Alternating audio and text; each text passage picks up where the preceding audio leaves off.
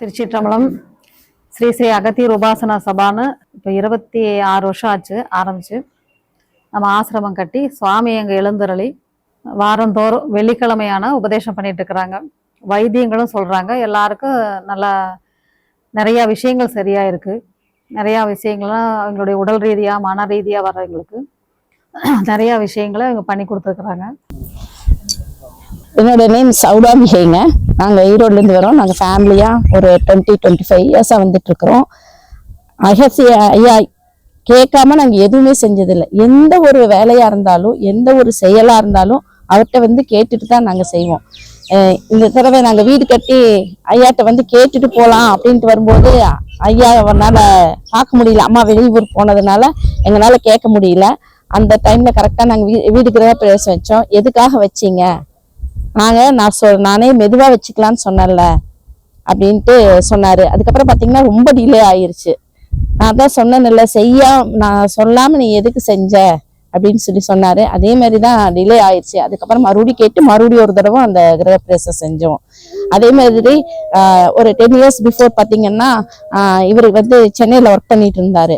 அப்போ வந்து இவருக்கு வந்து கொஞ்சம் ரொம்ப உடம்பு இழைச்சிட்டே வந்தது.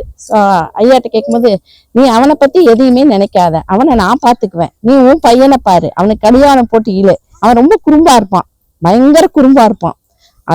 எல்லாமே வந்து ஐயா தான் வந்து அவனை ஒரு நெறிப்படுத்தி கொண்டு வந்து இந்த லெவலில் அவனை வச்சிருக்கிறாங்க. அப்படின்னா அதுக்கு முழு காரணம் ஐயா தான். ஒவ்வொரு எக்ஸாமுக்கும் ஃபோன் பண்ணி ஆசீர்வாதம் வாங்கிட்டு தான் போய் எக்ஸாமே எழுதுவான். அந்த அளவுக்கு நாங்கள் வந்து ரொம்ப ஐயாவை இது பண்ணியிருக்கோம். ஈவன் வந்து இதை வந்து நான் சொல்றது வந்து உங்களுக்கு நம்பிக்கை இல்லாமல் இருக்கலாம். என்னோட ஜுவல் ஒன்று வச்சிருந்தோம் வீடு மாற்றும் போது, அது எங்க வச்சுன்னே தெரியல. ஒரு 10 பவுன் இருக்கும். அது எங்க வச்சேன் அப்படிங்கிறத எனக்கு தெரியல. அது பார்த்தீங்கன்னா இவருக்கு ஒரு 15 டேஸ் உடம்பு சரியில்லாம போயிடுச்சு. ஏன்னா நாங்கள் இங்கே வர முடியாமல் போயிடுச்சு அந்த டைம்ல. அதுக்கப்புறம் பார்த்தீங்கன்னா எனக்கு உடம்பு சரியில்லாம போயிடுச்சு. அதனால எங்க வச்சேங்கிறத மறந்துட்டேன். அப்புறம் ஐயாட்ட வந்து கேட்டேன்னா எங்கெங்கோ தேடி எல்லாம் பார்த்தேன். எல்லா இடத்துலையும் தேடி பார்த்தா கிடைக்கவே இல்லை. ஐயாட்ட கேட்டேன், பொறுமையா தேடு, உங்ககிட்ட தான் இருக்குது. நான் கூட பேக்கர்ஸ் அண்ட் மூவர்ஸ் கிட்ட சொல்லி எடுத்ததுனால அவங்க இது எடுத்துட்டு போயிட்டாங்களோ அப்படின்னு நினைச்சேன். அப்புறம் ஐயாட்ட கேட்கும்போது, இல்லை உன்கிட்ட தான் இருக்குது, நீ தேடி கிடைக்கணும். 3 இயர்ஸா தேடி கிடைக்கவே இல்லை. இப்ப நேத்து தான் இன்னைக்கு வர்றது கூட நான் நினைச்சிட்டு இருந்தேன், என்ன ஐயா வந்து சொல்லி எதுவுமே தப்பி போனதே கிடையாது. வீடு மாத்தி இங்க வந்திருக்கோம், இப்ப கிடைச்சா கிடைக்கும், இல்லைன்னா கிடைக்கவே கிடைக்காது. சரி இன்னும் அவ்வளவுதான் போல இருக்குது, ஐயா வந்து ஏன் இப்படி சொன்னாரு அப்படின்ட்டு ரொம்ப ஒரு மாதிரி வெக்ஸ் ஆயிட்டேன் நானு.